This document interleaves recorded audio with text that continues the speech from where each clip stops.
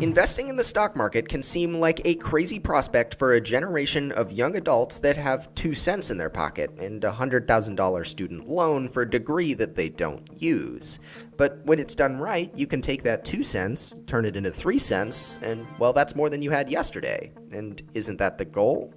In all seriousness, the stock market is often perceived as a big scary abyss of money that eats unsuspecting investors alive and is the path to a magnitude of wealth for those that understand it. While those perceptions can be true, understanding the stock market and succeeding in making money with it is far easier than you might expect. In order to understand the stock market, first, we need to understand just what a stock is. A stock, otherwise known as a share, is a financial token or instrument that signifies ownership of a company in some proportion. Basically, if Amazon had 1,000 shares and you bought 1 share, you would own 1/1000th of Amazon.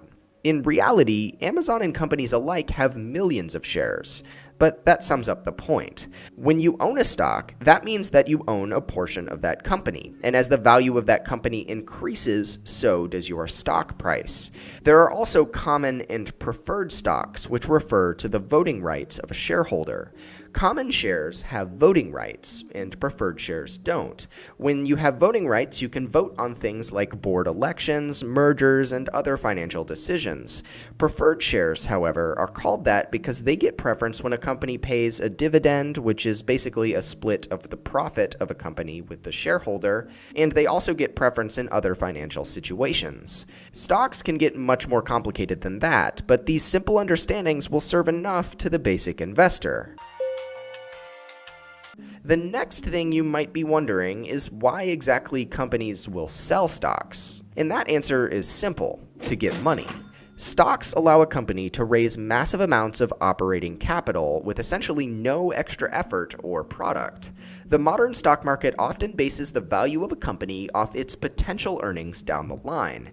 This means that relatively small companies can earn millions, or even billions, if investors think that they can succeed in the future. So then, if a company wants to sell their shares, they need a place to do it. Enter the stock market. Companies list shares by selling them through an initial public offering, or IPO, on an exchange. This essentially changes the status of a company from a privately held business to a publicly traded one. IPOs can let company founders cash out their stake or just let the company raise money. Once a company's stocks are listed on an exchange, the public can trade them. Usually prices will fluctuate based off of public opinion, but the more concrete trends and fluctuations are usually dependent upon a company's earnings and operations. These can be measured by PE ratios, or price to earnings ratios, as well as a variety of other metrics. This is usually where casual investors get scared and their eyes start to glaze over. But fear not, it's not as complicated as it sounds. Next, we need to understand how and why a share price fluctuates. The stock market is composed of millions of investors and individual traders who all feel different ways about a company. They all make independent choices, and the net of those choices result in the positive or negative movement of a stock. If more people buy, then the price has to climb. If everyone wants out of a company, then the price falls due to lack in purchasing demand. An example might be this. Say you post something on Craigslist for $100. After posting, you get 100 emails saying they'll come to purchase your item all cash right now. Most people at this point might start thinking that they priced their item too low and thus raise the price until, in theory, it reaches the most that the one single last buyer will pay for it. Conversely, if you receive no offers, you'll likely keep dropping the price until someone bites. This is similar to how the stock market moves, except that the price rise and drop isn't done consciously, rather by millions of transactions every second, supply and demand, which brings us to that topic.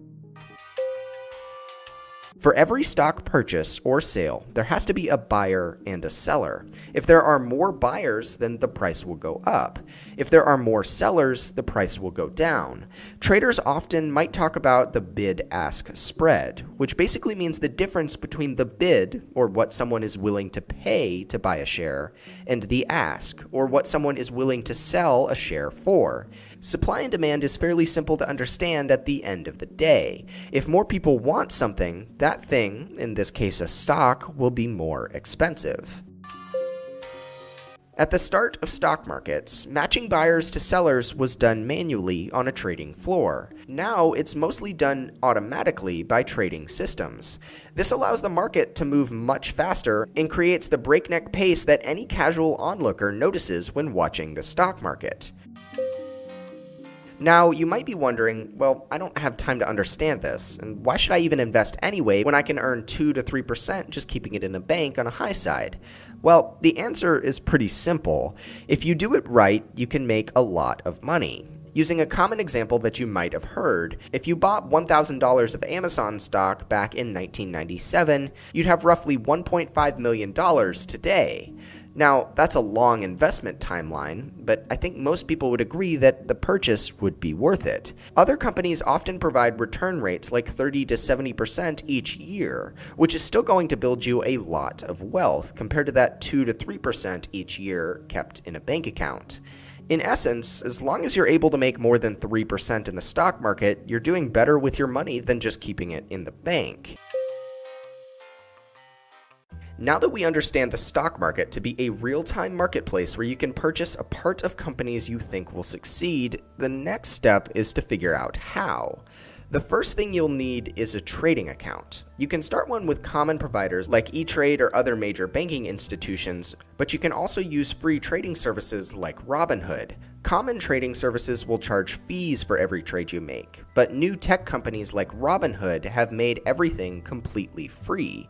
That means you can invest all of your money in a company and not worry about paying fees to the brokerage.